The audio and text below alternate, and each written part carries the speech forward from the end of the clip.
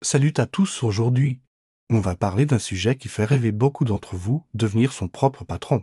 Mais, attention, je ne suis pas là pour vous vendre du rêve. Je vais vous dire la vérité.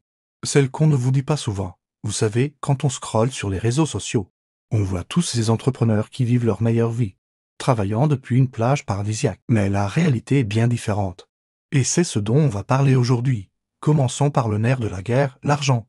Quand vous êtes salarié, votre salaire tombe tous les mois, c'est du fixe, en tant qu'indépendant. Vos revenus peuvent faire des montagnes russes. Un mois, vous gagnez bien.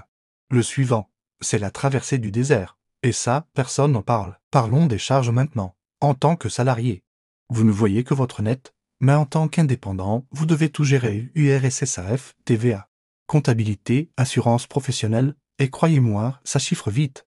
Sans parler de la protection sociale qu'il faut se constituer soi-même. La charge mentale. Parlons-en. Quand vous êtes votre propre patron, vous ne comptez plus vos heures. Le week-end, les vacances? C'est plus compliqué qu'il n'y paraît. Vous devez tout gérer, la prospection, la production, la facturation, le service client. Vous êtes une entreprise à vous tout seul. Mais attendez. Je ne suis pas là pour vous décourager.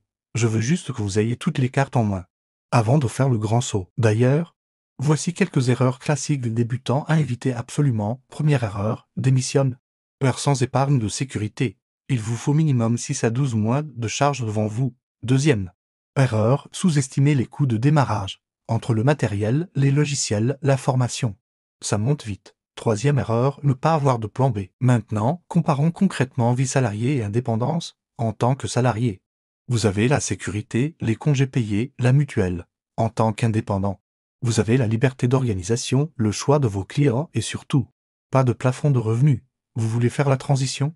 Voici mes conseils, commencez en parallèle de votre emploi. Testez votre activité, constituez-vous une clientèle, formez-vous, notamment sur la partie administrative et commerciale, et surtout, préparez votre trésorerie. Je vais être franc, les 6 premiers mois sont souvent les plus durs.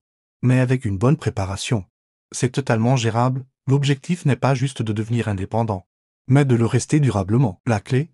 Ne pas confondre chiffre d'affaires et bénéfices. Prévoyez toujours une marge de sécurité, diversifiez vos sources de revenus, et surtout, apprenez à dire non aux projets qui ne vous correspondent pas. Avant de conclure, je veux vous partager un secret, la vraie liberté, ce n'est pas l'absence de patron. C'est la capacité à choisir ses contraintes, et ça n'a pas de prix. Si cette vidéo vous a été utile, n'hésitez pas à liker et à vous abonner à Investiflow. On se retrouve la semaine prochaine pour parler stratégie d'investissement. Et n'oubliez pas, le meilleur moment pour préparer votre indépendance, c'est maintenant. Merci d'avoir regardé jusqu'au bout. Et à très bientôt pour de nouveaux conseils concrets sur la liberté financière. Prenez soin de vous.